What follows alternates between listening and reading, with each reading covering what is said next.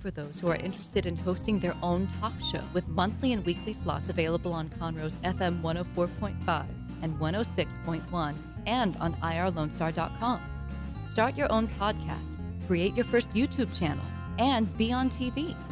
Contact Lone Star Community Radio online at irlonestar.com or call the station message line at 936-647-3776. Thank you for listening to Lone Star Community Radio. This program was broadcasted and recorded live from the LSCR studios in downtown Conroe, Texas. Lone Star Community Radio is supported by listeners like you. Donate and sponsor today. For more information on getting involved with Lone Star Community Radio, contact us at lscrstudios@gmail.com or visit us online at www.irlonestar.com. You are listening to Lone Star Community Radio on 104.5 KCZW LP Conroe and 106.1 KZCC LP Conroe, and worldwide on irlonestar.com.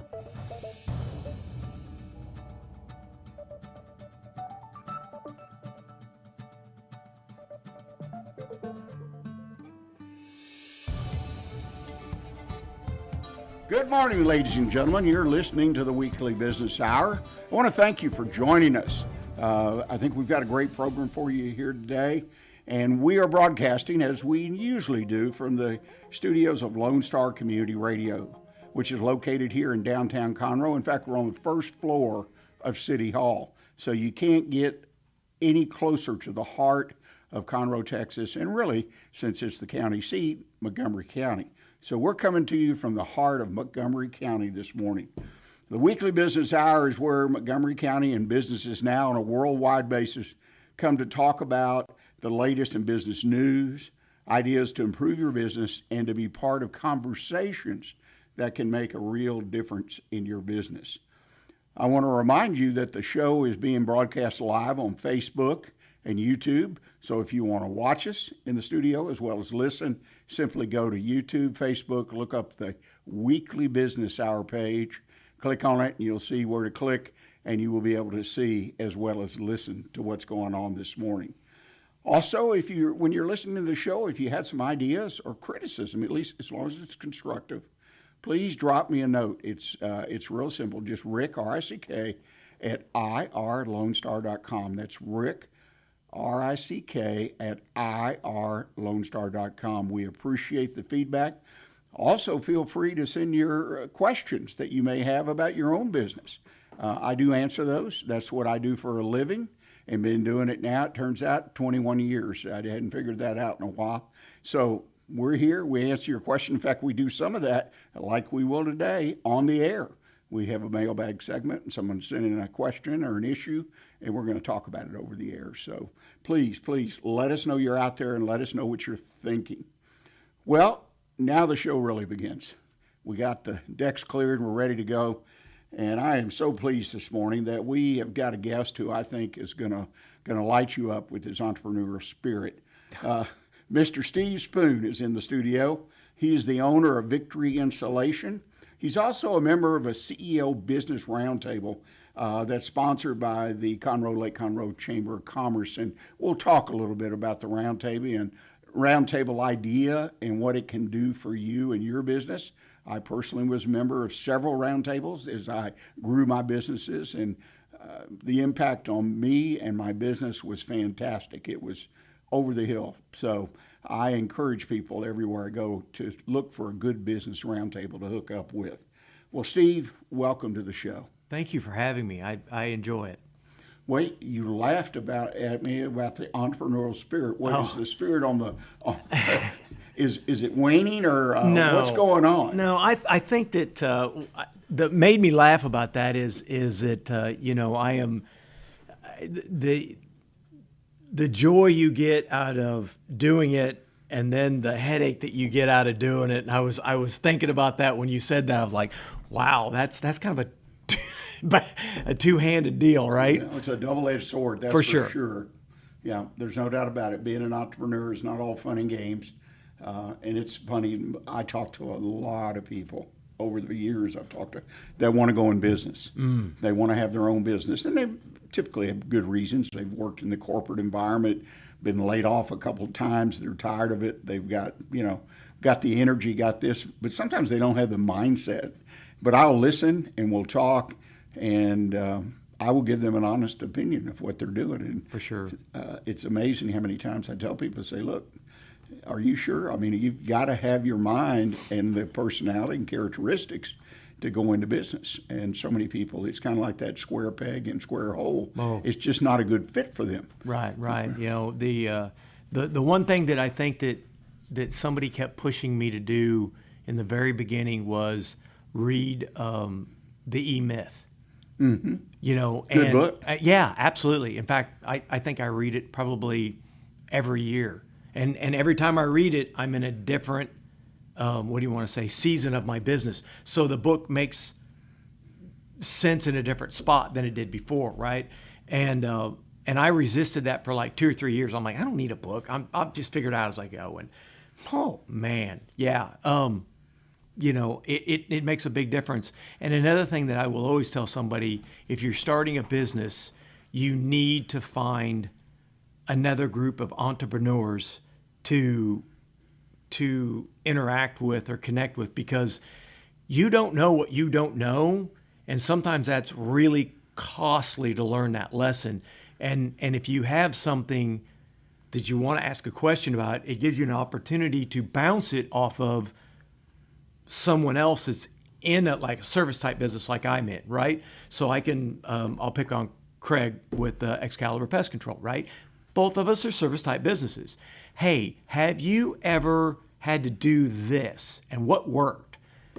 And he might come back and say, well, we tried that. It didn't work for us, but this method worked. And it kind of gives you an opportunity to peel that onion open and look at it with somebody else and make a decision where before you just said, well, I think that's it. And then, ride or die mentality. And that's costly when you're an entrepreneur, right? Well, and I tell you, and I've experienced it personally, so I speak from my experience as well as seen and talked to a lot of people. Being an entrepreneur, being the sole owner of a business is one of the loneliest jobs, one of the loneliest places to be, especially when you have to make those kinds of decisions. Agreed. And the ability to have somebody, I admired my grandfather, who was definitely an entrepreneur, wonderful history. Tough beginning, but he made it work, just like we here in the United States. That's what we can do. Anyway, in long and short, he always had a coffee buddy. So every day at 10 o'clock, he'd go to coffee. And for a number of years, it was a competitor that he had, which he probably today, they'd put him in jail for, collusion or something. But they would talk about business. They talk about the market. And I'm sure from time to time, one of them said, we've got this issue, and what are you doing, or what do you think about it, whatever. And so he liked to talk anyway, but I'll tell you, I think that's what he did, was his connection and also other groups. He was a big member, type the Chamber of Commerce and different things interface, but they also were customers. So Absolutely. Anyway, I think you're dead on.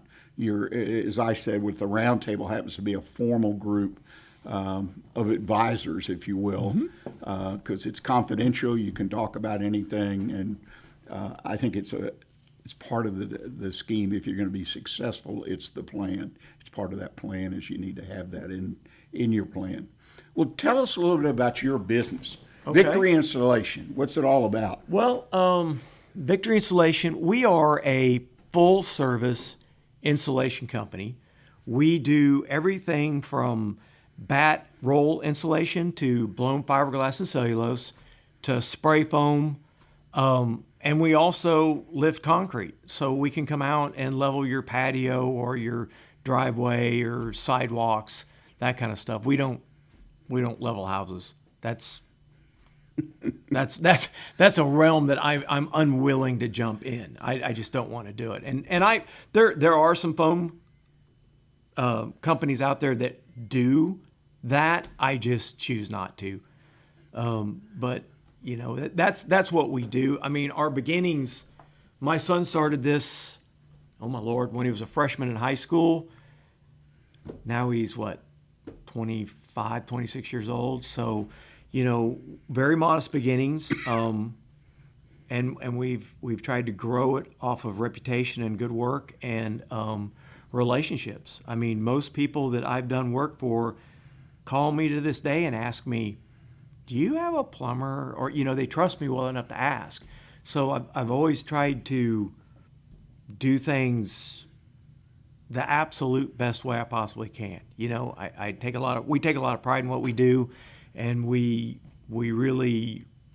try to leave somebody in a better position in the long run down the road, right, than we Right. found them. There's no doubt about that. Well, kind of in a minute or two, tell us what prepared you, your background experience, to own and operate this business. I mean, what was it? So I grew up in a little town called Perry, Iowa, out in the middle of farm country. And I was an entrepreneur spirited, I think, as a child. Like, I think I was like 11 or 12 years old and I was mowing yards, right? And I've always had that, I want to go earn, right? And my dad and my granddad, both my grandfathers, serious blue collar guys, dawn till dusk, hard workers, the whole 9 yards. So I always had that work ethic built into me. I just didn't have the right outlet. And then somewhere in my life, I don't know, I can't remember what spurred it. I want to be a police officer. So I'd work my regular 8 hours, and then I would go work extra job to make extra money all the time. And I worked and I worked and I worked. And that's what I thought, as a man, you're supposed to go do. You work, right? You provide. And I don't know, I started a little side hustle in my garage spraying bed liners. And I think this is what really prepared me the most, is this point. Every time that I would do a bed liner in my garage, it allowed me to stay home with the family more, right? So I could see the kids walk. I could see them first steps and the crawls and gave me more time at home. And the next thing I know, I was the largest spray and bed liner business that no one ever heard of, because I did like Buck Lou and Planet Ford and all these Streeter Smith Nissan, and I did all these dealerships. So I would go work night shift, get off, come home, do a few trucks, go to bed, wake up, have the evening with the family, and then go back to work. And it just seemed like the good Lord kept blessing me and blessing me and blessing me, because every time I turned right around and I would finally go, okay, I'm going to have to hire some help. So I hired some help. Another huge dealership to show up and say, okay, I'm going to double or triple your workload. So I'd hire some more people. And the next thing I know, I'm just doing all this work. And I'm like, why am I working as a cop at night? This is stupid. I make far more money. I'm happier, right? And so in the end, what transpired is I hung it up. I did almost 15 years. I was done with the politics. And my wife tells everybody that I'm a blunt object, right? But I'm her blunt object, right? And I did that, and then in 2008. There's a lot of businesses that went under in 2008, and that was because car dealerships couldn't wrap anything in a note. And during that failure is when I was like, I'm never doing this again. I'm never putting my family in this position again. I'm never doing it. I went to work for the chemical company, and if you drive a Ford, Chevy, Dodge, or Toyota with spray and bed liner from the factory, I've had something to do with that. I've either installed the equipment, help them learn how to do it, so forth. And then when Wyatt wanted to start his own business, I'm thinking, I'm getting a new pressure washer, lawnmower, whatever, right? Because that's what boys do, right? And he wanted to do spray foam, which is the same equipment as bedliner equipment. And so I had a specialty there, right? And that's how I got involved in this. And then when we went live with this full time, the lessons I learned from the first one is what prepared me to actually be a really good entrepreneur this go around. Yeah, it's interesting, that experience. Like, I grew up in a family business. Sure. Day to day, I was the firstborn, so I was sort of got an advantage of my generation firstborn. So Right. I, went to work early and in my life, Right. tag along. But I was with my grandparents, I was with my dad, and early on, which I don't remember as a baby, my mom was there. So anyway, but that prepared me. And then at 30, I went out on my own and bought, sold, started 5 different businesses over the next 20 years and sold them. And so, but the family business absolutely prepared me because I had a bird's eye view to what was going on at every level, everything, people. Oh, it was great. You couldn't have gone to a better college. Oh, I'm sure. I'm sure. And the thing of it is like going back to the best, probably one of the best business books I've ever read. The E-Myth, and the myth is an entrepreneur knows how to do everything. Well, that is a myth, right? You don't want me sitting in front of a computer trying to figure out how to do QuickBooks. That is the worst thing for me to go do, because what takes somebody that I could pay X dollars to do in 30 minutes, I'm going to spend 4 hours fighting that program because I don't understand it, right? That does not make sense to me, right? And so that myth is, you do what you do well, and then pay service people, like a CPA, use that, or a bookkeeper, right. Because they know how to do that. And that is one of the things that I really think. And another thing that I always tell people that want to get into entrepreneurship is, find a mentor. They don't have to be in your world, but find a mentor, somebody that has been very successful as an entrepreneur, because they're gonna help you figure out how to. And one of the things that I did about 3 or 4 years ago, I hired a business coach. I told my family, I said, look, I'm going to hire this business coach for a year, and don't buy me a Christmas present, don't buy me a birthday present. That's it. And they were all like, well, whatever. But when I walked in the door, she said to me, she goes, give me how you feel in your business. And I said, yeah, I feel like I'm in a 4x4 concrete cinder block room with no doors and windows, except they're about 12, 14 feet up with no way to get to them. That's the way I feel, because I keep trying something and I keep ending up in the same spot. Yeah. And then she was like, well, could you be more descriptive? I'm like, well, she's like, no, just kidding, right? But really, business coaches don't have to come from your world. They're smart enough to see the loop that you're in, right? And they should be teaching you tools to get out of that loop. And Right. and that was big for me. Yeah, well, it's a breakthrough. There's no doubt about it. When you reach that point, it's funny you mentioned about, and it is one of the things that entrepreneurs or new business people, business owners do, is they try to do everything because they're watching the dollars. Because typically they don't start their business with enough money to carry them. They've underprojected what they're going to need. And actually, one of our sons has taken that role on. Now, the business is a mature business that I had started and had sold to him.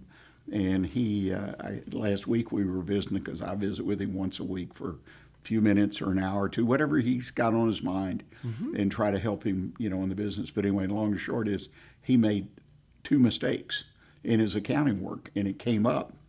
And I just shook my head and I looked at him, because, he knows what he's doing. He's extremely bright, but he's spread through all these responsibilities. Like, I'm trying to get him to hire another tech. I've been working at it a year. Yeah. Because you're not going to force it, but, to give him some ability, but growth and things. It's just interesting, but you're 100% right.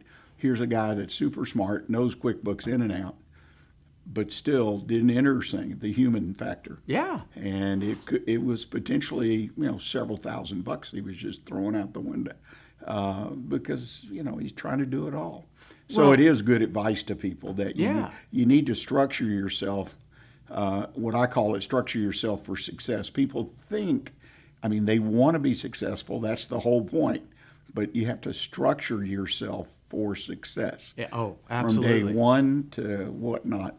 Well, Steve, we've come to the end of our first quarter hour. Okay. So we need to take a break and let some of those who sponsor us and are supportive of what we do to talk to our listeners right now. So we'll take that break, ladies and gentlemen. And when we come back, we're going to kind of dig down a little deeper. Steve's had a great deal of experience, and we'll talk about employees and other issues like that, where his perspective may be helpful to you, even in your business today. So please stay with us. We'll be right back with you. Lone Star Community Radio is looking for those who are interested in hosting their own talk show. With monthly and weekly slots available on Conroe's FM 104.5, 106.1, and on irlonestar.com. Start your own podcast, create your first YouTube channel, and be on TV. Contact Lone Star Community Radio online at irlonestar.com or call the message line at 936-647-3776 to take your first step into the radio world.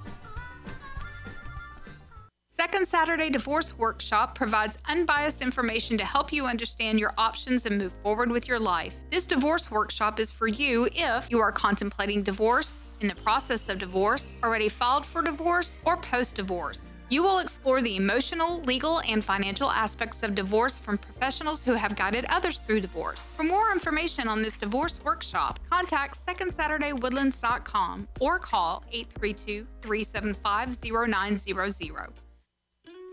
Hey y'all, it's DJ Mike from Dance Time in Texas.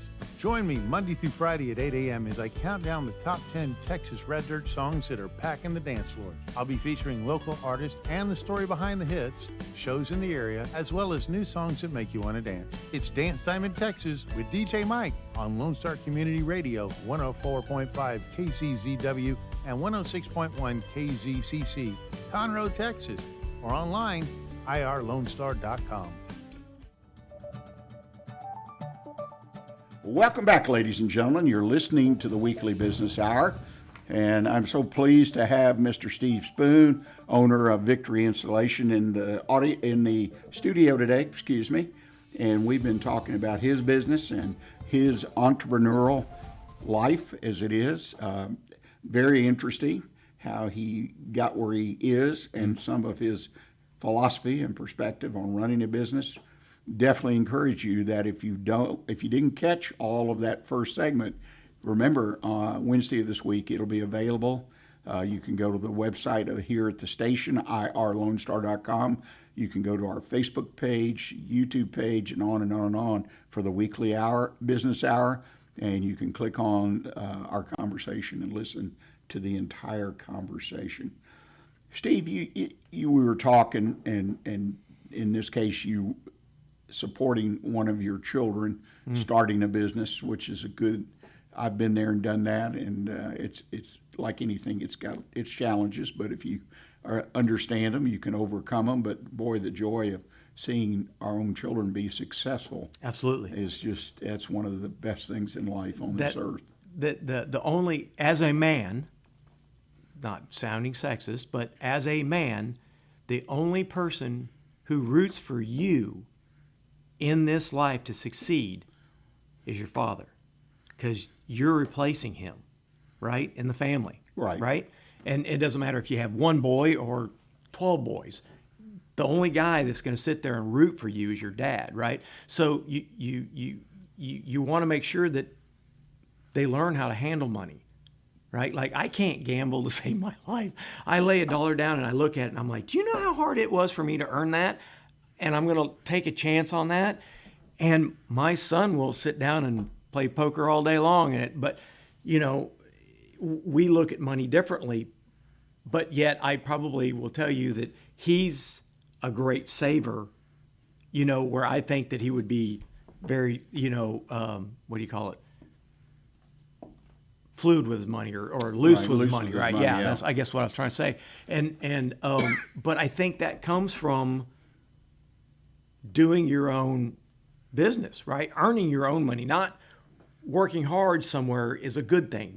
I'm not taking away from that. But when you have to do all of it, right? The sales, the back end, the actual work, whatever, and you earn that money that way, I think you have a tendency to appreciate what you've earned a lot more, right?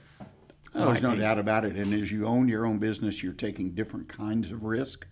I mean, there's different dynamics, and you can come out the other end really changed, and it's very, to me, as I mentioned earlier, watching one of our children succeed, and we're right there with them, such as my son our son that I sold a business to, and watching him in his own way.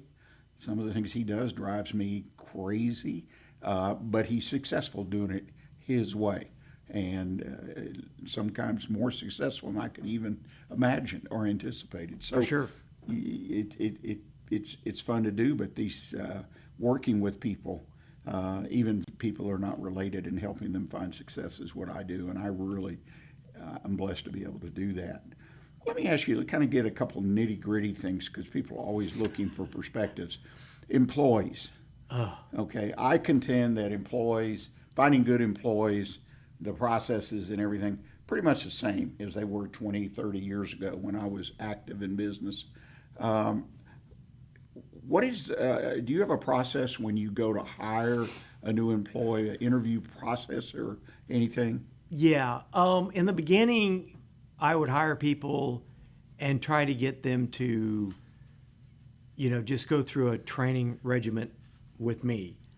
And I have found the best way that I have ever hired people is I make everybody go through a working interview. Right? I'm gonna get you in an attic. I'm gonna get you hot. I'm gonna get you uncomfortable. I'm gonna show you what we do. We're gonna hold your hand. We're not gonna send you up there Lone Ranger, right? We're definitely gonna hold your hand. But at the end of the day, I have weeded out more people that thought they wanted to get into the spray foam industry, and then they back out, right? Because they're like, oh, that's hot, that's uncomfortable. I don't think I want to do that, right? Yeah, it is hard work, but there's a lot of joy in finishing big projects and that kind of stuff, right? I think that was probably my number one thing that I've really implemented over the last 5 years. I love having I hire everybody. I don't care what you are, man, woman, child. What color you are, red, white, blue. I don't care. But one of the things that I really love having women on the prep crew and the cleanup crew, and they can be sprayers. I don't care. That's not. But their eye for detail. When you leave a huge building, right, that has to look good, right, for the next trade to come in, and that GC walks in and he's like, wow, right. That's kudo marks, right? They're going to remember you for the next time. And I've always found that women have a better eye for detail than men do. I'm not saying that there's not some guys out there that are really sharp. Right.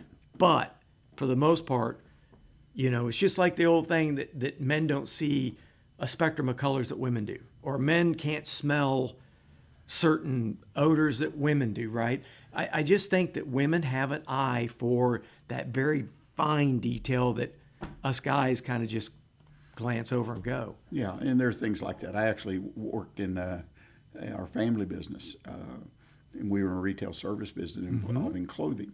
Well, given what you've said, women, in my opinion, generally speaking, are better dealing with clothing. I mean, the fashion sense, whatever. And it turned out in my career of managing stores that the best management pool I had to become manager of stores were women, because they could deal with customers differently, because they really understood it better. They could communicate better. Now, does that mean I didn't have any male managers? No. Sure. But it was always interesting to me that my female managers really were better. Day in and day out, it was the subtle things, like you say, having the eye. They always had a good, strong work ethic, which the guys we hired did too. But it was just kind of a pleasure to work with them because I appreciated their ability to build their business, because of the quality and approach that they had to work. You made a statement, you hire anybody. So that's what we used to call the pulse test, where if somebody's got a pulse, there are certain times when the economy's blowing up and going gangbusters and you can't find prospects because everybody who wants a job's got a job. And so if someone comes in, I take a pulse and then I hire them for entry-level jobs. And usually that blows up in our face. Sometimes, for sure. Right. I hired a lady that she wanted to be a welder. And I think she is. I think she works for some oil company now and she welds. But in the beginning, bless her soul, she didn't have but 3 teeth in her whole head, right? And didn't have health insurance. And I think home life was bad and so on and so forth. And she came in and she goes, I don't know anything, but I need a job. I got kids to support. I need a job. Me, I'm okay, we'll figure it out. That woman would go in and tape up a room or a house. It would look like Dexter. Remember the TV show Dexter, where, he's a serial killer and then, these people would wake up and everything would be plastic so the DNA wouldn't be anywhere, Literally, you would walk in and she would go ahead of us and mask everything out. And then we would go in and do what we did, and then we would do the rough cleanup. And then she would come back behind to double check, make that last walk and clean up and whatever. And she was a blessing. I mean, I could, if she called me or texted me and said, hey, I'd be like, oh, we missed something. You knew, right? And you don't know, it's becoming my favorite saying here, you don't know what you don't know.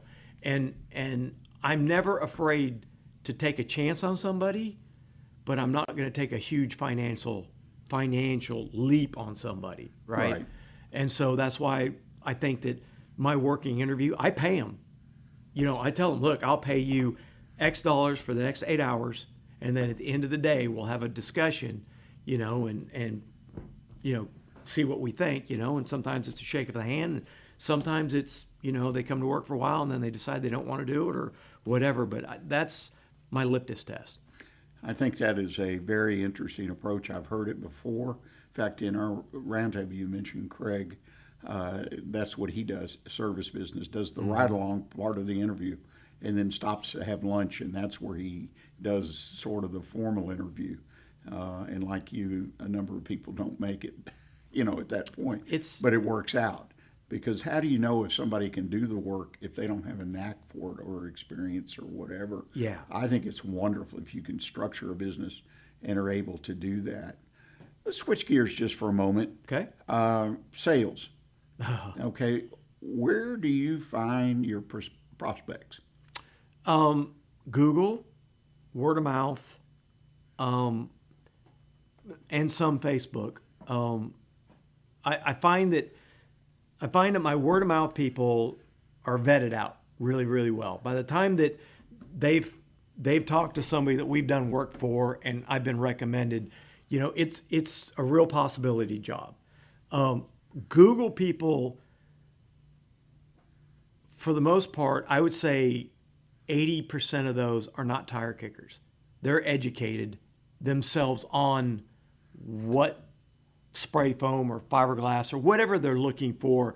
They're people that they have a project and they've researched it and they have an idea what they want to do. So I'd say about 80% of those people are real customers. Facebook customers, I would say about 25% are real customers, and they're emotional. That's the emotional buyer. That's what I found over the last, 4 or 5 years. Right. If somebody finds you on Facebook, because they scroll and ad, Victory Installation, I'll call him. They're emotional. They want to do it. And they want to do it right now. And if you're the first one to them and get that deposit check down, then you got the job. Now, Facebook has morphed in the last 4 or 5 years. So you have a lot of like neighborhood boards. Hey, I'm looking for more insulation. Does anybody recommend somebody? And then you're recommended, and you get it from that type of Facebook. That goes back more to the referral side. That's Right. but just somebody scrolling and looking. That's kind of what I see, and that's the three ways that I find most of my customers. So it sounds like really your leads, if you will, come primarily from digital, Facebook, as you mentioned, which is true of many industries today. And then, of course, you can get the old tried and true referrals, which typically are the best lead for anybody that I've ever talked to that worked off referrals. And you stop and think about my business is if I do my job right, for you to contact me again, that's 10 years later. So I'm not really in a like a pest control person where I continually get in front of a Right. customer. I'm a hunter-killer type of a business. So I really pay attention to the format. Which makes sense. I mean, you do the job, and then you hopefully will develop referrals, and then even a comeback, as I call it, 10 years from now. Let me ask you this: Do you? It sounds like, and correct me obviously if I'm wrong, that you're just like a one-time close. I mean, if I call you or contact you through digital or referred, it's you either going to go or you're not going to go with you. It's not like you have to develop people over a period of time. Is that a fair statement? That is a very fair statement. What I've found is in the beginning, I'm very personable. I'm not the greatest salesman in the world, and I'll admit that. But in the beginning, I struggled a little bit. And then as I've kind of figured out how to do this a little bit better, if I come out to your house today and I write you an estimate, more likely, as most people do, they'll get 2 or 3 more bids. If I call you back in a month, the job's already been done. They make their mind up within 4 or 5 days, and that's just it. It's just you either win it or you don't, and I if I could figure out a better way to skin that cat, I would. But I will go back and I'll call everybody that we put an estimate out a week ago, and that's what I find is they had somebody else come do it, or it's we're unwilling to spend the money right now. Right. Yeah, they didn't have an idea of what the cost of the job was until they got a bid or bids. Very interesting. Well, as we wrap up our conversation today, which, by the way, I've really enjoyed, my last question is, what is your biggest challenge on a day-to-day basis? Whew. I think that there's two major things that you always struggle with as an entrepreneur.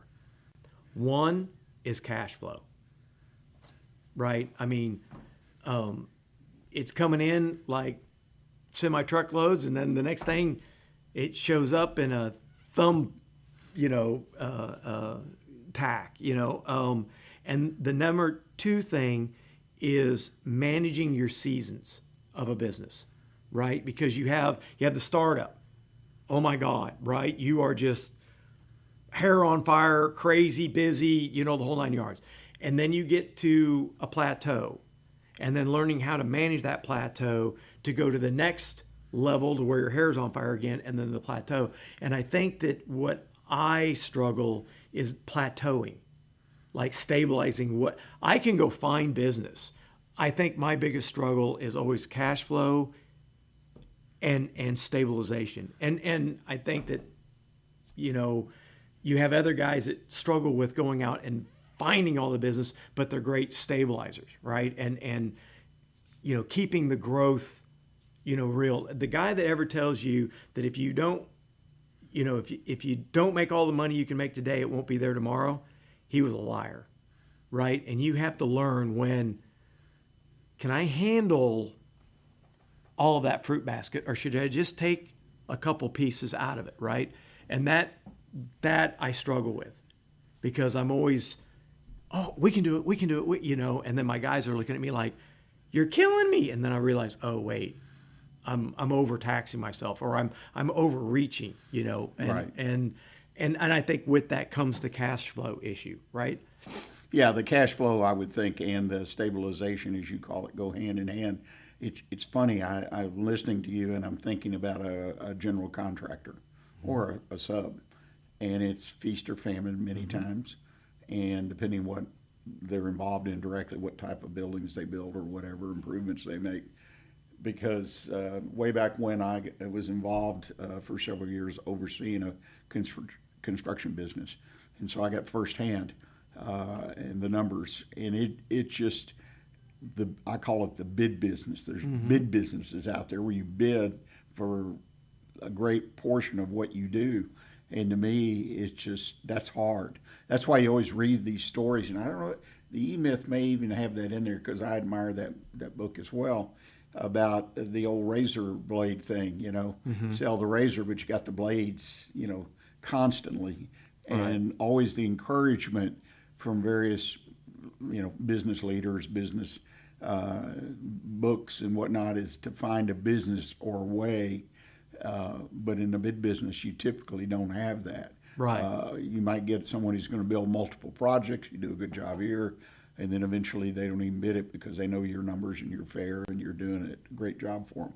But it's interesting. So the bid business, to me, has a dimension that other types of businesses, the razor blade business, just doesn't have to be concerned with that issue. Oh, absolutely. That is a nerve-wracking issue to have to look at every day. Absolutely. So it's really the old pipeline. I remember that from those days. Well, Steve, I can't thank you enough for coming in, and I hope you'll consider coming back and talking to us about business philosophy. You absolutely. obviously have developed some good ideas and lashed on some things.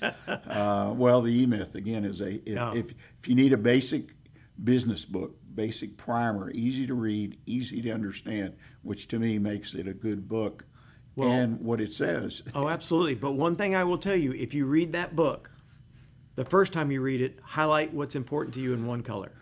Next year, highlight it in a different color. You're going to see a change. You're going to see a change, and it's because you're in a different season in your business, but that book still goes back and applies over and over and over again. Yeah, foundationally, it just doesn't change.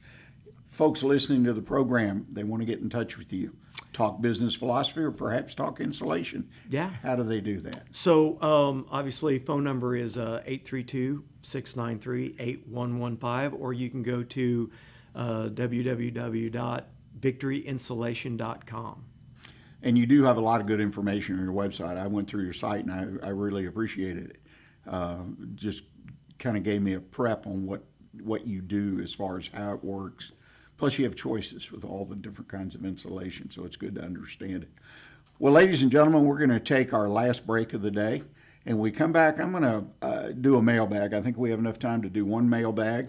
It's entitled Politics. What is the real impact on business? And to me, this is very appropriate for the season we're in and the impacts out there that we need to be aware of and keep an eye on. It's not Democrat versus Republican. It's just the impact on us. So please stay with us, and we'll be right back with you.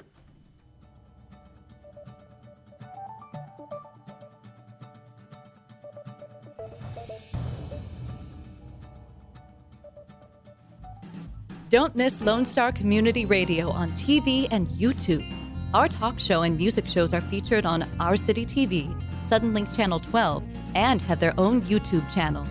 Make sure to subscribe to keep up with posted shows and comment on them below the video. Listen in Mondays at noon to hear Conroe news from local nonprofits, businesses, upcoming events, Conroe Park events, news stories, and information that matters to you with your host, Margie Taylor of Taylorized PR. For more information about being a guest, visit irlonestar.com/Conroe Culture. Vail Institute, a 501c3 nonprofit, began in 2014 with a mission to strengthen the future of veterans through leadership and entrepreneurship training. We've invested over 1,400 hours of training in our veterans while connecting them with community entrepreneurs and leaders. Our mission is to continue investing in our veterans who have given so much for our country. Please join us in our mission by visiting velinstitute.org. That's VELinstitute.org. Lone Star Community Radio is ready for the summer. If you or anyone you know is looking for a summer internship, Lone Star Community Radio is a great place to learn the radio and TV business. Contact the station at info@irlonestar.com or call the station's message line at 936-647-3776. Lone Star Community Radio offers a great opportunity to those interested in learning about the radio world.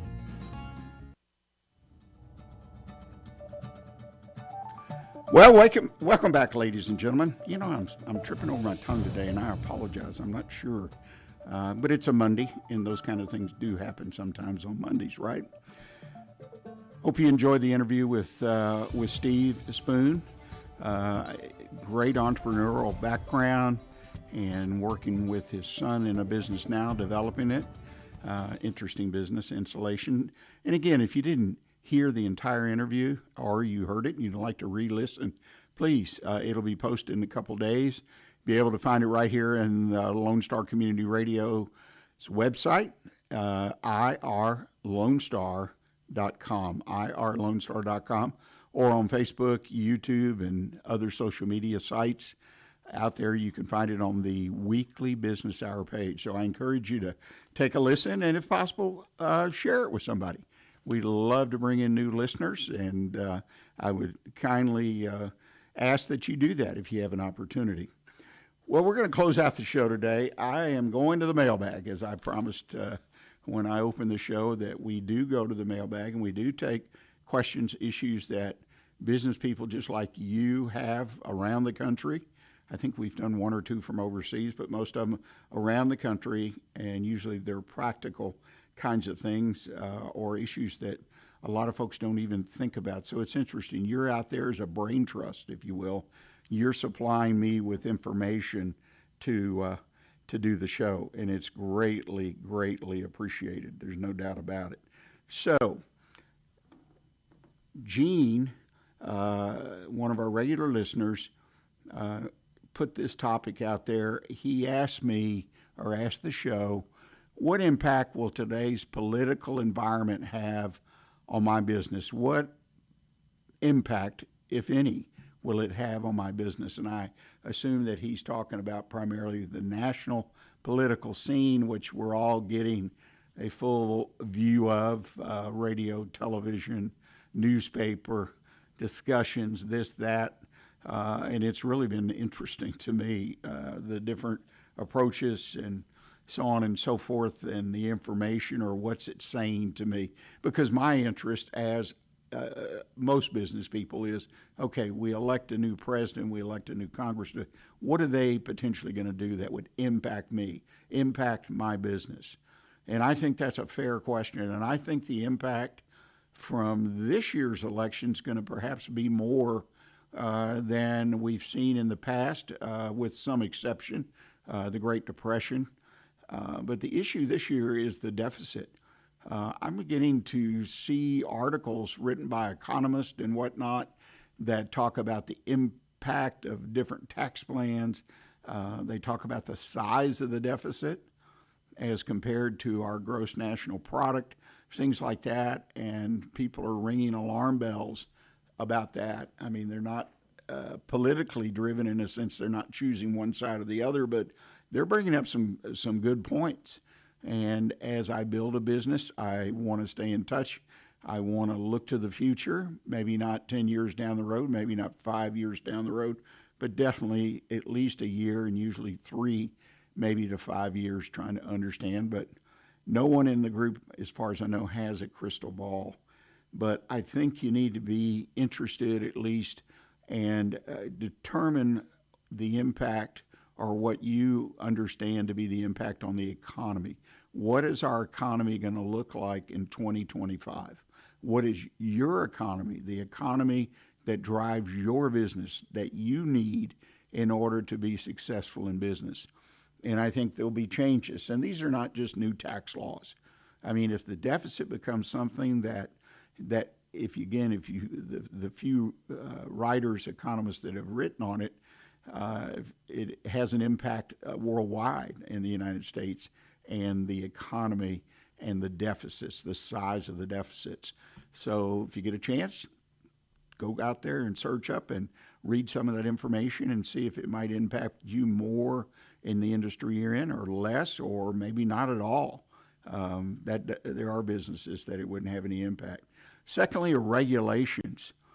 In this case, we have a political race. One side really supports regulations, control of businesses, and they always talk about big businesses, but if you're in business, you know some of that always trickles down to small businesses.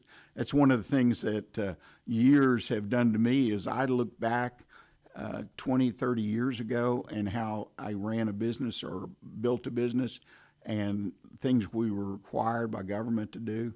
And today it's just overwhelming compared to what we had to do. It's just amazing. We need to take stock, in my opinion, as a country and make it less onerous in some regards to build our business and conduct business, even our small business. There's no doubt about it. But regulations, changes in regulations, what will happen if one or the other parties, one or the other of the parties is elected and obtains some control. And third, and I think most important, is the impact on your customers, your market, because sometimes you may not be directly affected, but if your customers obviously are affected, you're going to be affected, either up or down. But the changes that seem to be on the horizon, how they're going to handle the deficit, regulations, should the economy grow or will it slow? Those kinds of things. Again, it's predicting, it's providing educated guesses, it's projection. So it's not absolute, but I think every business that's in existence, whether you're a solo practitioner or you have a handful of employees or you have a lot of employees, size-wise, business, all sizes, need to be aware of those three things: the economy and where you think it's going to go, the regulations that are on you, and are they going to be expanded to make it tougher, more expensive to do business? And again, the impact on your customers kind of puts you on the other side of that table, because as we all know, the impact on our customers, if it's negative or downward, then that's going to impact their ability or desire to do business with me potentially. And if it doesn't impact them, if something happens that allows them to grow, then that would be a positive situation, hopefully, for your business.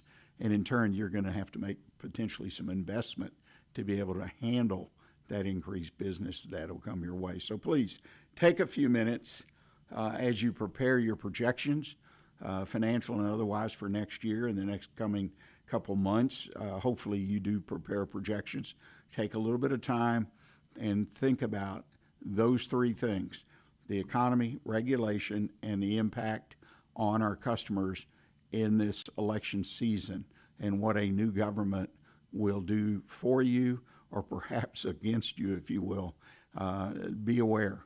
And so you can adjust if necessary and hopefully reduce the negative impact or increase the positive impact, whichever it is. Well, ladies and gentlemen, I deeply appreciate you joining us this week. I deeply appreciate Mr. Spoon coming in, Steve Spoon, Victory Installation. Steve is got a great story, and I think it was kind of him to share it with us. Encourage you to put a note on your calendar. Next week, 11 a.m. Central Time, we will be back here in the studios of Lone Star Community Radio, coming to you live. So please plan to join us. And again, look for a video podcast of the show in the coming couple days, and take a re-listen, share it, give it off to someone else. It's very important. And finally, I want to remind you, if you're in the Montgomery County area particularly, and you're listening to our show, which is where we come from, then consider being a sponsor. Lone Star Community Radio is a nonprofit. It appreciates all contributions and has sponsorships available where your company is recognized for its generosity and support for local community radio. So please consider. And if you have a question about that, simply send an email to Dick, D-I-C-K, at irlonestar.com. And as you move through this next week, as always, stay engaged and keep your focus on what counts in your business. Thank you.